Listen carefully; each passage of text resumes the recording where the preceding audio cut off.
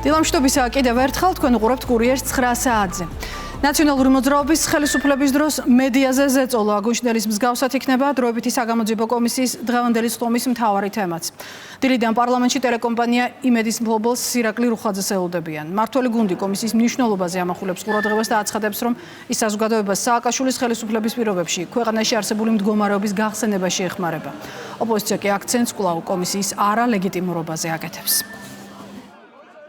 საზოგადოებას კარგად ახსოვს თუ რა დღეს ჩააგდეს ტელეკომპანია იმედი, როგორ ხდებოდა მედიაზე და ბიზნესზე ზეწოლა სააკაშვილის რეჟიმის პირობებში. იქნება კიდევ კომისიის სხდომები და ბევრი ტრაგიკული მოვლენის გახსენება, რომელიც სააკაშვილის პერიოდში, მისი მმართველობის პერიოდში ჩვენს ქვეყანაში ხდებოდა. საზოგადოებამ ეს ყველაფერი კარგად უნდა გაიაზროს, განსაკუთრებით ახალგაზრდებმა, ვინც ვერ მოესწრო მისი ასაკიდან გამომდინარე. ჩვენთვის ამ ეგრეთ წოდებული კომისიის საქმიანობა უკვე აღარ არის საინტერესო. რამდენიმე მიზეზის გამო.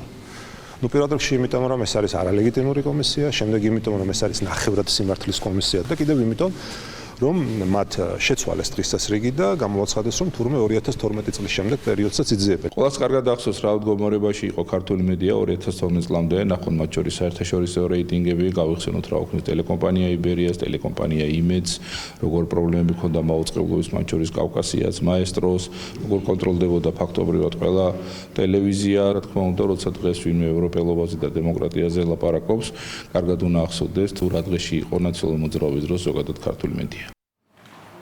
უნდა გადაიხადონ თუ არა სასამართლოს მიერ შეფარდებული გირაო ოპოზიციონერებმა ხელისუფლების ოპონენტებს შორის საკითხი უთანხმოების მიზეზი რჩება.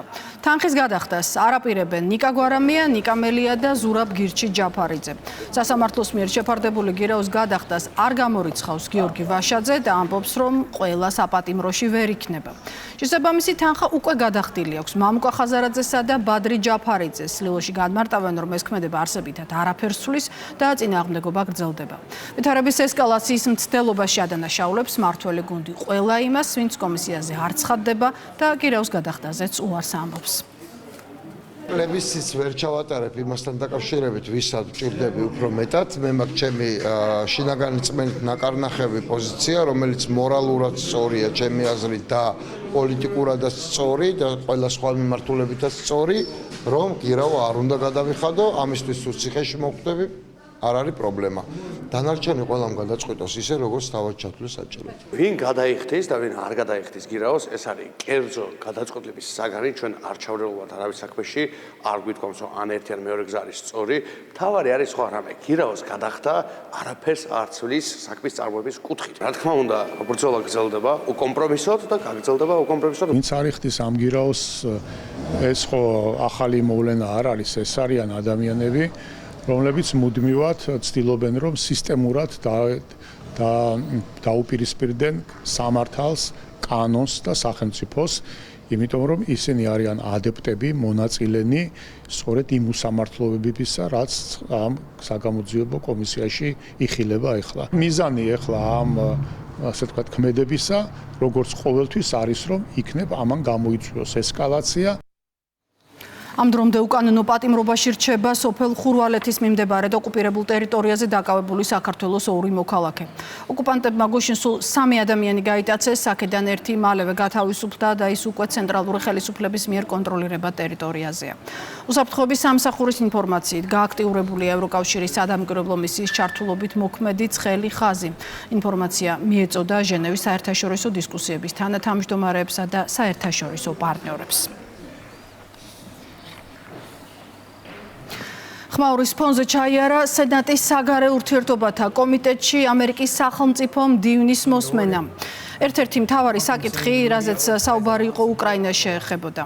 რუბიო თვლის, რომ უკრაინაში მიმდინარე კონფლიქტს სამხედრო გადაწყვეტა არ აქვს და ის მოლაპარაკების გზით უნდა დასრულდეს. ამასთან ერთად რუბიოს მოუწია ეპასუხა სენატორ ჯიმ შაჰინისთვის, რომელმაც განაცხადა, რომ ტრამპის თეთრ სახლში დაბრუნების შემდეგ პუტინს უკრაინის ტერიტორიების მიტაცების მეტი სტიმული გაუჩნდა.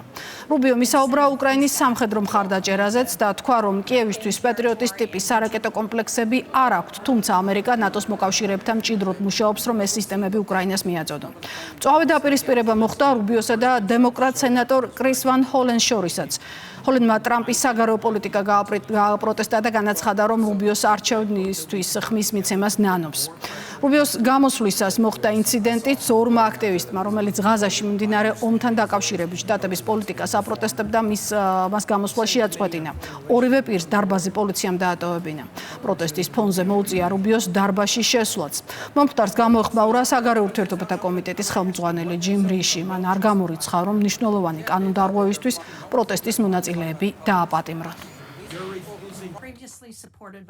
While you've turned away from a genocide in Sudan. თქვენ თვალი აარიდეთ სუდანში მიმდინარე გენოციდს და ეს სამხრეთ აფრიკაში გამოიგონეთ. ტრამპთან ერთად გაერთიანდით, რომ უკრაინელი ხალხი მიგეტოვებინათ.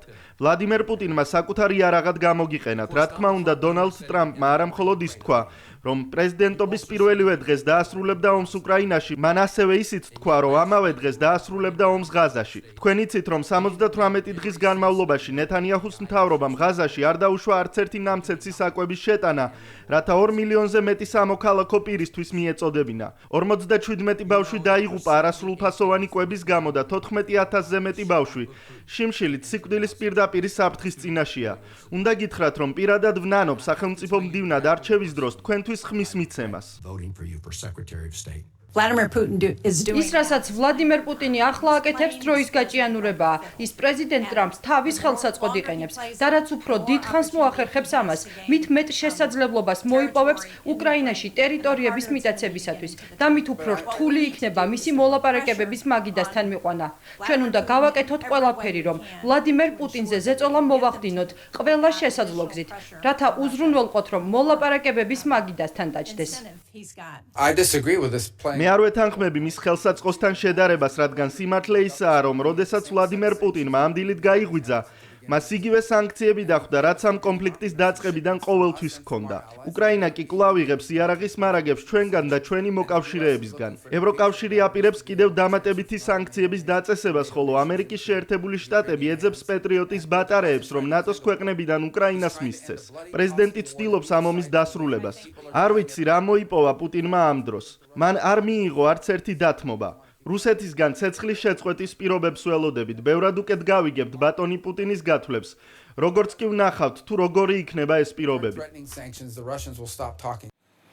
უბედური შემთხვევა მოხდა რკინიგზაზე. თბილისი-ბათუმის მატარებელი მამაკაც დაეჯახა. შემთხვევა დიდუბეში გვიან ღამით მოხდა.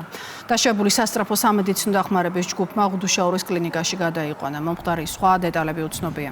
ადგილზე იმყოფებოდნენ სამართალდამცველები, დაწყებული აძიება.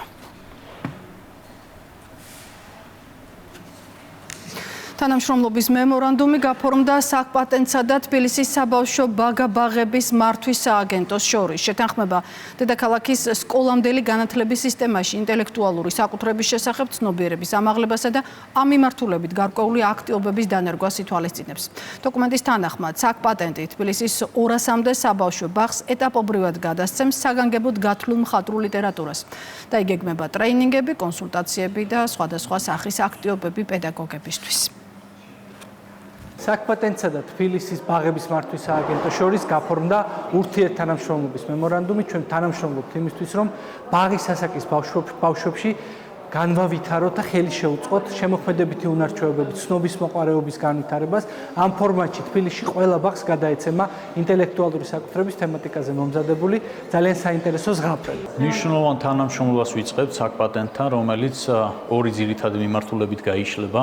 ეს არის სააღზელო ლიტერატურა ჩვენი სასკოლო მზაობის ჯგუფებისთვის და ის მეთოდოლოგიური მასალა, რომლის ადაპტირებაც მოხდება საბავშვო ბაგა-ბაღებში და მეორე მიმართულება ეს არის ინტელექტუალური საკითხების შესახებ ცნობიერების ამაღლება ჩვენი პერსონალისთვის.